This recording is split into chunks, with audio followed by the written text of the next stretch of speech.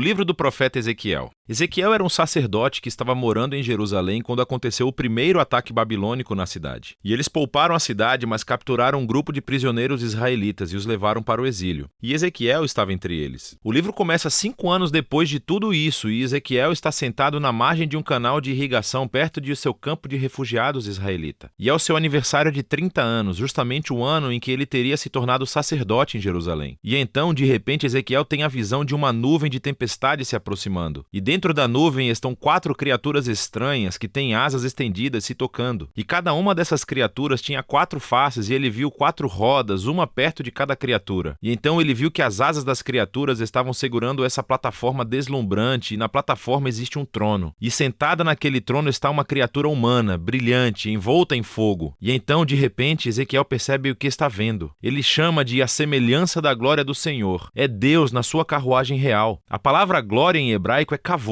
e significa pesado ou significativo. Os autores bíblicos usam essa palavra para descrever a aparência física e a manifestação do significado de Deus quando ele aparece pessoalmente. Essas imagens na visão são muito semelhantes ao que aconteceu quando Deus apareceu no Monte Sinai no livro de Êxodo. E também é muito semelhante às representações da presença de Deus sobre a Arca da Aliança. E isso é a coisa que mais choca sobre a visão de Ezequiel. O que a glória de Deus está fazendo na Babilônia? Supostamente deveria estar acima da Arca da Aliança no Templo de Jerusalém. E assim, a primeira seção do livro começa explorando essa questão, quando Ezequiel começa a acusar Israel de rebelião. Então, primeiro Deus fala com Ezequiel dentro da carruagem, e ele o comissiona como profeta. Ezequiel deve acusar Israel por ter quebrado o acordo da aliança com Deus de 2 maneiras. Israel tornou-se fiel a outros deuses e tem adorado ídolos. E isso tudo levou a uma injustiça social e violência desenfreada. E como resultado, Deus nomeia Ezequiel para advertir o povo. O primeiro ataque babilônico que levou Ezequiel ao exílio será igualado por um outro. E Jerusalém, o seu templo e todos que moram ali enfrentam a destruição iminente. E assim, Ezequiel usa palavras e outras coisas mais para transmitir a sua mensagem. Ele também atua peças de simbolismos. Esses eram uma forma de teatro de rua. Ezequiel saía em público e começava a se comportar de uma forma extremamente bizarra, que se assemelhava a uma parábola da sua mensagem profética. Ele teria que construir um modelo minúsculo de Jerusalém e atuar o ataque que viria sobre ela.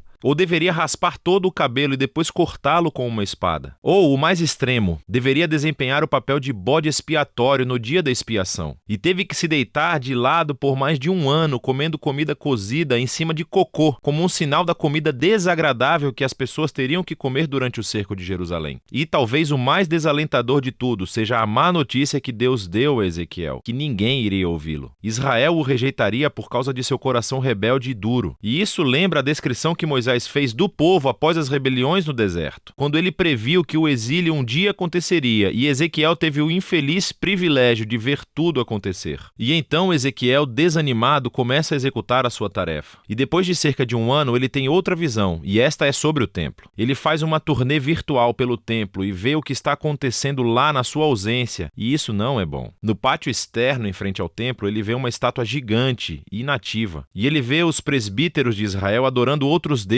tanto fora como dentro do templo. E então ele vê as mulheres de Israel que estão adorando a um deus babilônico chamado Tamuz. E a visão termina com a gloriosa carruagem do trono de Deus se afastando para cima e para longe do templo. Está indo embora, indo para o leste, indo em direção à Babilônia. E assim, no capítulo 11, chegamos a ver por que e como a glória de Deus apareceu para Ezequiel na Babilônia. A idolatria de Israel e as suas violações da aliança se tornaram tão flagrantes e ofensivas que Deus abandonou seu templo. Eles o afastaram e ele os entregou à destruição. Mas Deus não abandonou seu povo. Ao contrário, ele vai para o exílio com eles. E assim, no final dessa visão do capítulo 11, Deus promete que ele enviará um remanescente de Israel de volta à terra. E ele vai transformá-los, removendo o coração de pedra e dando-lhes um novo coração de carne, para que eles possam amar e verdadeiramente seguir o seu Deus. Esse é um pequeno vislumbre de esperança e é submergido rapidamente sob a realidade da destruição iminente. Mas o capítulo 11 é uma transição fundamental e nos ajuda a entender como o restante do livro foi projetado. Assim, as próximas 3 sessões são cheias de anúncios do julgamento de Deus, primeiro sobre Israel, depois sobre as nações ao redor de Israel e depois sobre a própria Jerusalém. Mas depois disso, a esperançosa conclusão do capítulo 11 se desenvolve nas 3 últimas sessões do livro. Primeiro, a esperança para Israel, depois para as nações e depois para toda a criação. Os capítulos 12 a 24 focam no julgamento de Deus chegando a Israel, e essa é uma coleção de poemas e artigos. E aqui, Ezequiel mostra seu gosto por parábolas e alegorias. Ele descreve Israel como um bastão queimado, inútil, ou como uma esposa rebelde, ou como um perigoso leão furioso que é capturado, ou como 2 irmãs promíscuas. Estas são todas representações da rebelião sem sentido de Israel e da idolatria que resulta na sua ruína. Nessa sessão, Ezequiel também age como um advogado. Ele começa argumentando que, em primeiro lugar, a destruição de Jerusalém é merecida, resultando de séculos de violação da aliança. E mesmo que as pessoas mais justas do mundo, como Noé, Daniel ou Jó, estivessem vivas e orando para que Deus poupasse Israel, Deus não aceitaria suas orações. É tarde demais. E assim, a bondade de Deus, na verdade, exige que ele traga justiça a essa geração de Israel. O exílio se tornou inevitável. Eles chegam ao ponto sem retorno. Depois disso, Ezequiel concentra-se primeiro nas nações imediatamente ao redor de Israel e depois nos 2 estados mais poderosos da região, o Egito e Tiro. Israel aliou-se a essas nações e adotou seus deuses e ídolos. E assim, Deus acusa os reis de Tiro e do Egito de arrogantemente se verem como deuses, definindo o que é certo e o que é errado de acordo com seus próprios termos. E Deus considera esses reis responsáveis pelo seu orgulho e anuncia que usará a Babilônia para derrubá-los. Eles enfrentarão a justiça de Deus junto com todos os outros. Seguindo essas sessões realmente intensas, há uma pequena história no capítulo 33. Ezequiel é recebido por um refugiado recém-chegado de Jerusalém, e ele lhe dá o relato de que a Babilônia atacou a cidade, que a cidade caiu e o templo foi destruído. Os avisos sombrios de Ezequiel se tornaram uma realidade. Mas lembre-se do final do capítulo 11. Isso não é o fim da história. E assim, no próximo vídeo, vamos explorar a profunda visão de esperança de Ezequiel. Mas por enquanto, essa é a primeira metade do livro de Ezequiel.